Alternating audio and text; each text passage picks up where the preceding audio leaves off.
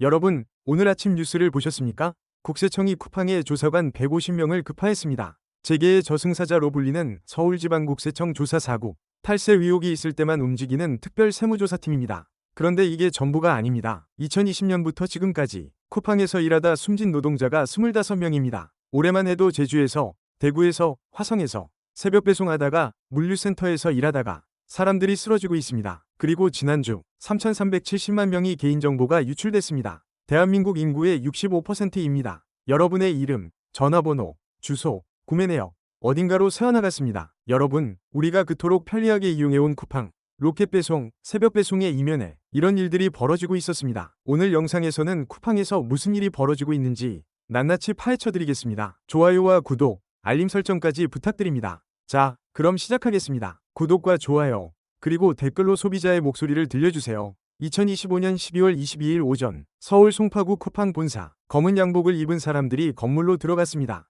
150여 명, 서울지방국세청 조사4국과 국제거래조사국 소속 조사관들이었습니다. 조사4국이 어떤 곳인지 아십니까? 재계의 저승사자로 불립니다. 정기 세무조사가 아닙니다. 탈세 의혹, 비자금 조성 혐의가 포착됐을 때만 움직입니다. 특별 세무조사입니다. 더 주목할 점이 있습니다. 국제거래조사국까지 투입됐습니다. 해외 거래를 전담하는 조직입니다. 이게 무슨 의미일까요? 쿠팡의 지배구조를 보시면 이해가 됩니다. 쿠팡의 실제 본사는 미국 델라웨어주에 있습니다. 쿠팡잉크라는 회사입니다. 창업자 김범석 의장이 의결권 74%를 갖고 있습니다. 이 미국 회사가 한국의 주식회사 쿠팡을 100% 소유합니다. 한국 쿠팡이 다시 쿠팡 풀필먼트 서비스를 100% 소유합니다. 왜 이렇게 복잡하게 만들었을까요? 델라웨어주, 미국에서 가장 유명한 조세의 피처입니다. 법인세가 거의 없습니다. 기업정보 공개 의무도 느슨합니다. 국세청은 의심하고 있습니다. 한국에서 벌어들인 이익을 각종 비용을 부풀려서 미국 본사로 빼돌린 게 아닌가. 쿠팡의 지난해 매출은 31조 8천억 원입니다.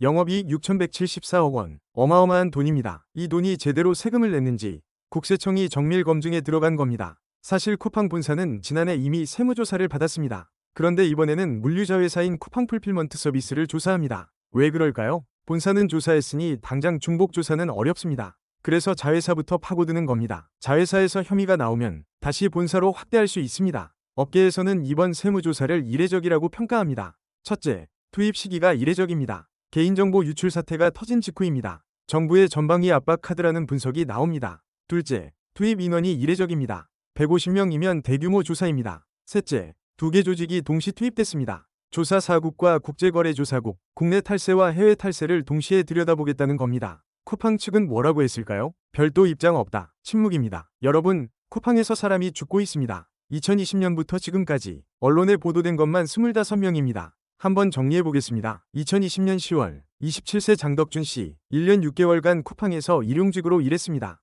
밤샘 근무를 마치고 새벽 6시에 귀가했습니다. 샤워하러 화장실에 들어갔다가 쓰러졌습니다. 사인은 급성심근경색, 횡문근육해증까지 의심됐습니다. 쿠팡에서 일하는 동안 체중이 15kg 줄었다고 합니다. 2021년에도 사람이 죽었습니다. 동탄 물류센터, 고로캠프, 송파캠프, 인천캠프, 곳곳에서 노동자들이 쓰러졌습니다. 2022년에도, 2023년에도, 2024년에도, 그리고 2025년 올해도, 올해 사망사건만 봐도 끔찍합니다. 7월, 제주 서버업 물류센터에서 일하던 노동자가 사망했습니다. 같은 날, 제주에서 야간 배송하던 기사도 심정지로 쓰러졌습니다. 10월, 대구 45세 택배기사가 새벽에 뇌출혈로 쓰러졌습니다. 4일 뒤 숨졌습니다. 11월, 제주 쿠팡 택배기사 오승용 씨, 새벽 배송 중 교통사고로 사망했습니다. 8일 연속 근무에 휴무도 보장받지 못했다고 합니다. 11월, 화성 동탄센터 30대 직원이 야간 근무 중 쓰러졌습니다. 심정지 상태로 병원에 옮겨졌으나 숨졌습니다. 왜 이렇게 사람이 죽는 걸까요? 첫째,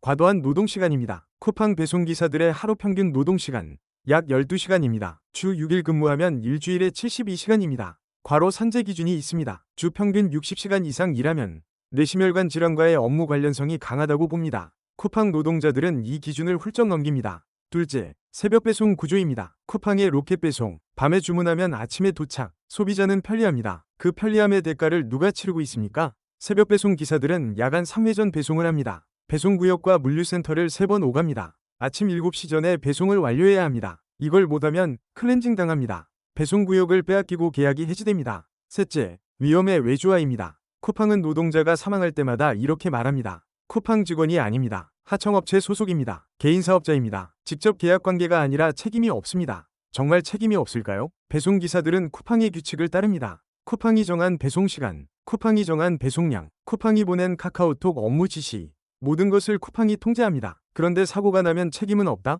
이게 말이 됩니까? 2021년 택배 노사는 사회적 합의를 했습니다. 주 6일 근무를 55.5일로 줄이기로 했습니다. 심야 배송을 조정하거나 폐지하기로 했습니다. 분류 작업을 택배기사에게 떠넘기지 않기로 했습니다. CJ 대한통운, 한진, 롯데택배, 다른 택배사들은 이 합의를 지키려고 노력하고 있습니다. 주말에 택배기사 보기 어려워진 거 아시죠? 그 이유입니다. 그런데 쿠팡은 이 사회적 합의에 참여하지 않았습니다. 혼자서 주 7일 새벽 배송을 밀어붙이고 있습니다. 그 결과가 무엇입니까? 25명이 죽음입니다. 쿠팡의 산업재해율, 한국 평균의 10배입니다. 건설업보다 높습니다. 물류회사가 건설 현장보다 더 위험하다니 말이 됩니까? 더 충격적인 사실이 있습니다. 지난 12월 17일 SBS 8뉴스 단독 보도입니다. 2020년 장덕준 씨 과로사 당시 김범석 대표가 증거 은폐를 지시한 정황이 드러났습니다. 장덕준 씨가 사망했을 때 쿠팡은 이렇게 발표했습니다. 고인은 주당 평균 4일 근무했습니다. 근무 시간도 40시간을 넘지 않았습니다. 휴가와 휴무 상태였습니다. 그런데 현장 노동자들의 증언은 달랐습니다.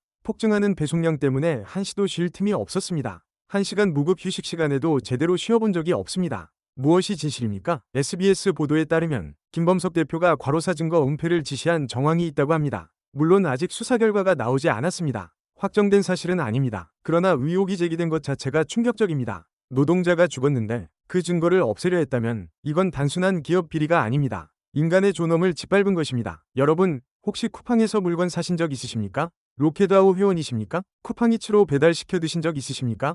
그렇다면 여러분의 개인정보가 유출됐을 수 있습니다. 2025년 12월 쿠팡에서 3,370만 명의 개인정보가 유출됐습니다. 대한민국 전체 인구가 5,100만 명입니다. 인구의 65%에 해당합니다. 어떤 정보가 유출됐을까요? 이름, 전화번호, 주소, 이메일, 구매 내역, 여러분이 언제, 어디서, 무엇을 사는지 누군가가 알게 됐습니다. 이 정보가 어디로 갔을까요? 아무도 모릅니다. 해커가 가져갔습니다. 다크웹에서 팔릴 수도 있습니다. 보이스피싱에 악용될 수도 있습니다. 고객님, 쿠팡에서 연락드립니다. 주문하신 상품에 문제가 있습니다. 본인 확인을 위해 계좌번호를 알려주세요.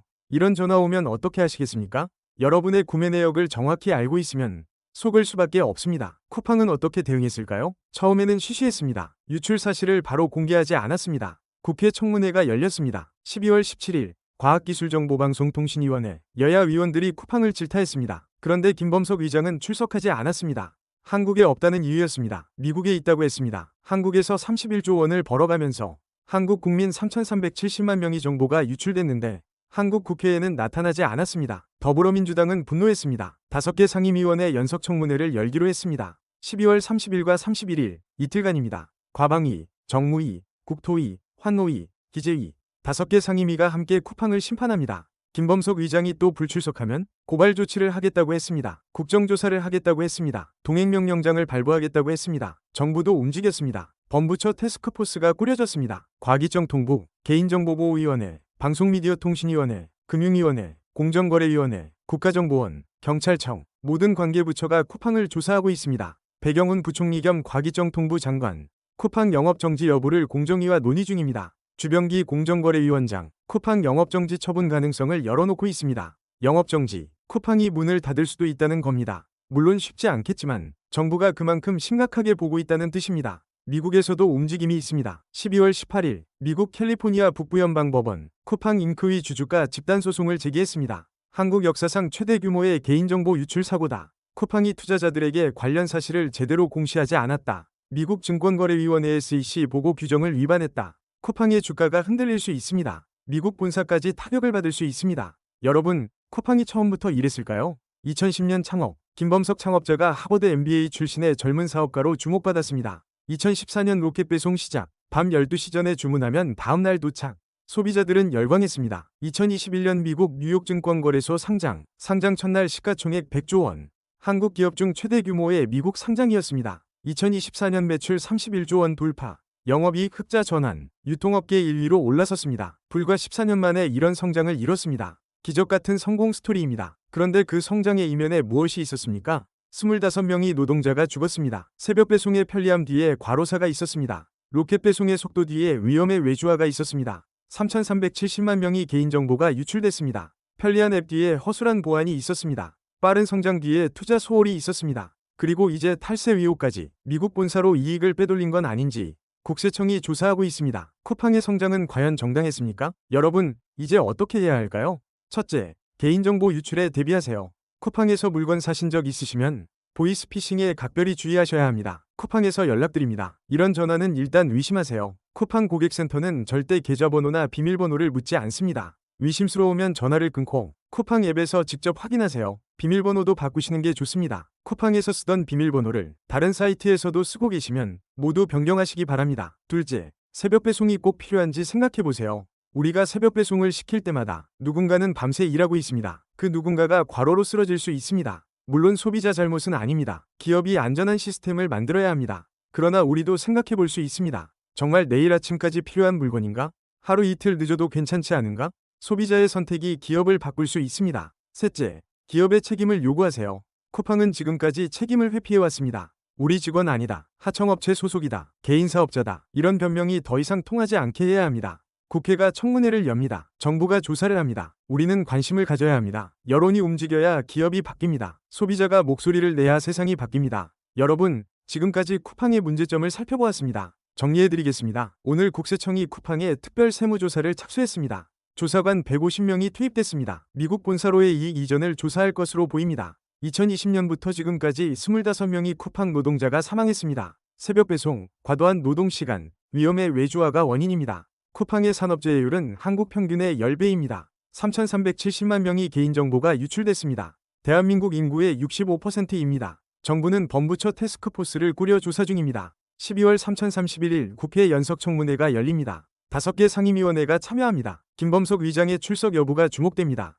쿠팡은 이제 사면초가에 빠졌습니다. 국세청 세무조사, 국회 청문회, 정부 조사, 미국 주주 집단소송, 14년간 급성장한 쿠팡, 이제 그 성장의 대가를 치러야 할 때가 왔습니다. 여러분, 우리는 편리함에 취해 그 뒤에 숨겨진 것들을 보지 못했습니다. 새벽에 도착하는 택배 뒤에 밤새 일하다 쓰러지는 사람이 있었습니다. 저렴한 가격 뒤에 정당한 세금을 내지 않는 기업이 있었을 수 있습니다. 편리한 앱 뒤에 허술하게 관리된 우리의 개인정보가 있었습니다. 이제 우리는 알았습니다. 알았으니 바꿔야 합니다. 기업이 책임지게 해야 합니다. 정부가 제대로 감시하게 해야 합니다. 그리고 우리도 생각 있는 소비자가 되어야 합니다. 오늘 영상이 도움이 되셨다면 구독과 좋아요 부탁드립니다. 댓글로 여러분의 의견도 남겨주세요. 쿠팡을 계속 이용하실 건가요? 새벽 배송 정말 필요한가요? 기업의 책임 어디까지라고 생각하시나요? 여러분의 생각을 듣고 싶습니다. 알림 설정까지 해주시면 새로운 소식을 가장 먼저 받아보실 수 있습니다. 지금까지 시청해주셔서 감사합니다.